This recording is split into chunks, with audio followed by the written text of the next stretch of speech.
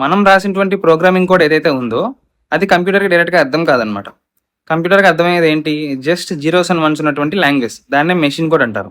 So, compiler అయినా, interpreter అయినా వాటికున్నటువంటి basic functionality ఏంటి అంటే, మనం రాసినటువంటి ప్రోగ్రామింగ్ కోడ్‌ని మెషిన్ కోడ్‌లోకి ట్రాన్స్‌లేట్ చేయడం. సో, మరి ఆ రెండింటికి డిఫరెన్స్ ఏంటి?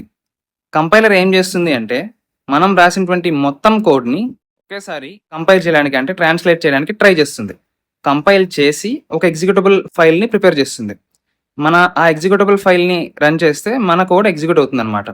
బట్ ఇంటర్ప్రిటర్ ఏం చేస్తుంది అంటే, మన కోడ్‌ని లైన్ బై లైన్ ట్రాన్స్‌లేట్ చేయడానికి ట్రై చేస్తుంది.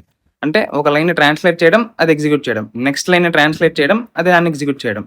సో, అందుకని ఇంటర్ప్రిటర్‌కి ఏంటి అంటే ట్రాన్స్‌లేషన్‌కి తక్కువ టైం పడుతుంది. సింగిల్ లైన్ కాబట్టి.